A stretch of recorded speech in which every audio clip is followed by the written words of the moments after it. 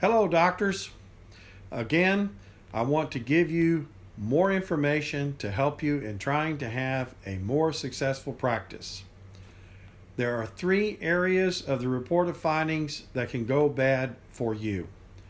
Sometimes I know it can be very trying to have so much effort to help others in your field of practice, and that is why you must have a strong purpose to help others. The topic of this video, however, is not about purpose. But if you are having any issues with this, like a bit of burnout, or if you are very frustrated, then you must call me. This is a very dangerous sign. I will give you my email address at the end of this video and you can contact me. But please do that if you are having any of these symptoms. But what I wanted to talk to you about today is these 3 areas where the report of findings can go offline or astray, resulting in less or no closes for your services. The first areas to look at is in the consultation part of the report. A report of findings has 2 parts.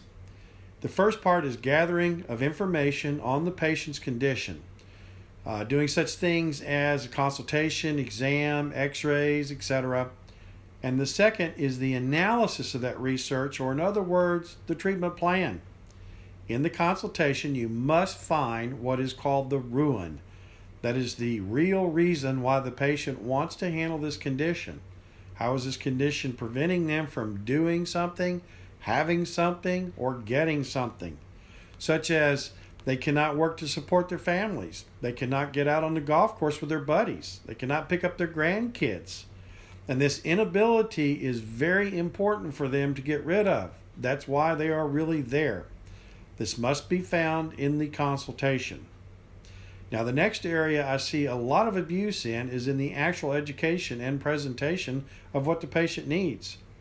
Most report of findings I have listened to over the years, the doctors talk too much, and it is a lecture to the patient. Oftentimes, the doctor uses words that are beyond the patient's understandings, and you will lose their attention on this point. You must get the patient to participate in the presentation of this to be effective in getting across your message on what they need and why they need it. If the patient doesn't get this part, they won't buy it. So get them involved in the report. Now, the last area where I hear a lot of wrongness is how the finances are presented.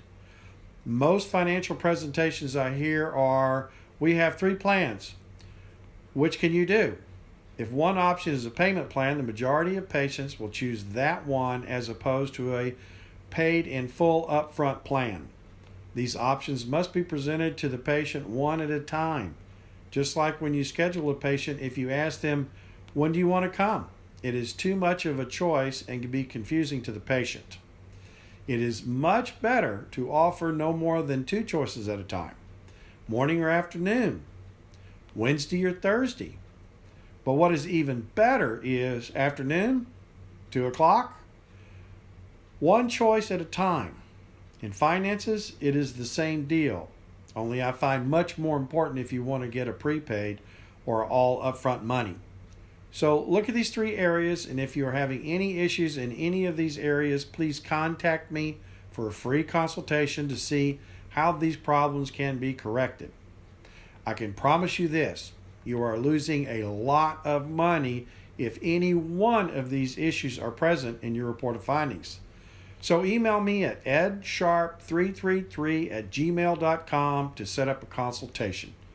That's edsharp333@gmail.com, and I hope to be hearing from you soon. Thanks for listening.